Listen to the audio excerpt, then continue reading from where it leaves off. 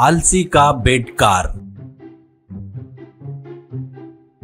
एक जगह खाने की प्रतियोगिता चल रही थी। प्रतियोगिता में आए से सभी लोग टेबल के सामने बैठे रहते हैं। उनके सामने पराठे चिकन करी रखे थे। उन्हें मोटू करके एक व्यक्ति भी रहता है। रेफरी, सब लोग ध्यान से सुनो। इस प्रतियोगिता में जो भी ज्यादा पराठे खाएगा वो ही विजेता होगा और इसके लिए तुमको सिर्फ 10 मिनट दे रहे हैं। तुम लोग कितने खाए वो हमारे आदमी गिनेंगे। Come on, start.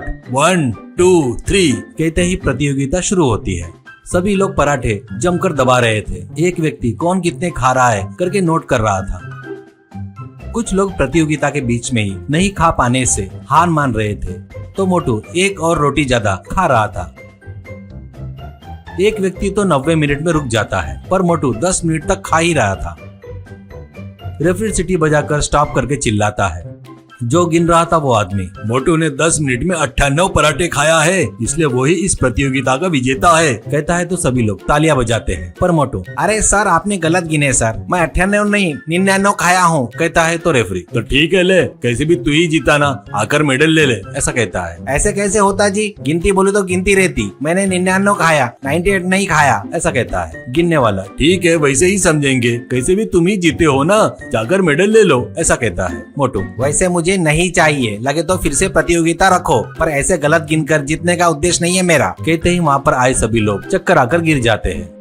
मोटू उनको देखकर हंसकर, मैं यहाँ तुम्हारे मेडल के लिए नहीं आया हूँ, इस खाने के लिए आया हूँ, करके वहीं बैठकर जितना बचा था वो खाकर चला गया। वो बहुत पैसों वालों के यहाँ जन्मा था। एक समय पर 100 करोड़ से ज्यादा की जायदाद अभी बस कुछ करोड़ ही बचे थे। उसका कारण उसका खाना था। वो एक खटिया पर लेटकर हमेशा मोबाइल देखते रहता है, नहीं तो सो जाता था। नींद से जागते ही उसके खटिया के पास पूरा खाना आने को होना। काम वाले उसको लाकर दे रहे थे तो वो खाते ही रहता था। ऐसे वो खा खा कर थक कर फिर से खर्राटे मारते हुए सो जाता था। खर खर खर। वो देखकर माँ बाप सिर पेट लेते थे। माँ, ये क्या है जी, सब लोग जीने के लिए खाते हैं तो ये खाने के लिए जी रहा है। इसकी वजह से खाना बनाने वाले इसे पकाकर खिलाने से परेशान होकर भाग रहे हैं, कहती है तो पिताजी, अरे इसके खाने का महीने का खर्चा लाखों में आता है, अपनी जायदाद पूरी यही खा लेगा लगता है, क्या करना कुछ समझ में नहीं आ रहा, करके दुखी होता है। एक दिन एक स्वामी जी उनके घर में आते हैं। उस समय मोटू खर्राटे लेते हुए सो रहा था। खर खर खर।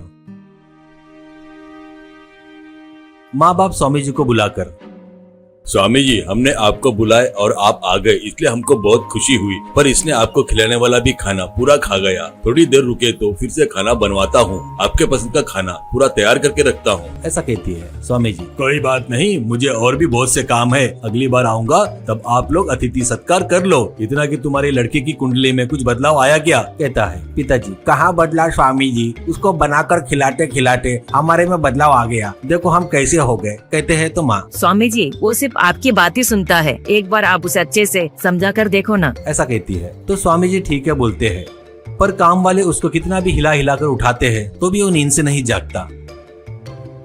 तब स्वामी जी एक मिठाई निकालकर उसके नाक के पास रखते हैं। बस उस मिठाई की सुगंध से वो उठकर बैठ जाता है।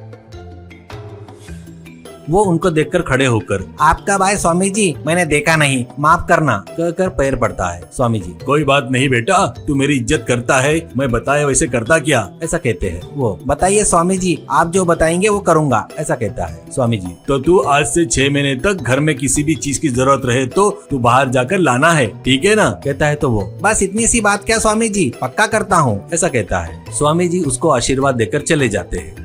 बाद में माँ, वो स्वामी जी कितने बुद्धिमान है, ये 6 महीने अपने शरीर को थोड़ा तकलीफ दिया तो उसका मोटापा कम होगा और खाना भी कम होगा, ऐसा कहती है। तो पिताजी, अरे अब से देख उसको कितने काम बताता, इससे वो पतला हो जाने को होना, ऐसा कहता है। वैसे दोनों मोटू के रूम में आकर देखते हैं तो वहाँ पर मोटू नहीं था और खटिया भी नहीं थी। वो आश्चर्य से बाहर आकर देखते हैं तो उनको और भी ज्यादा आश्चर्य होता है। मोटू के खटिया को चक्के लगे थे और एक स्टीयरिंग भी था।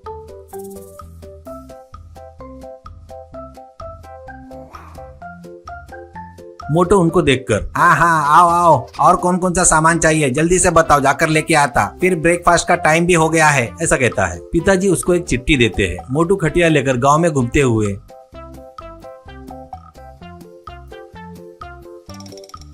घर में लाने वाली सभी वस्तुएं खटिया पर रखते हुए घर पर आता है।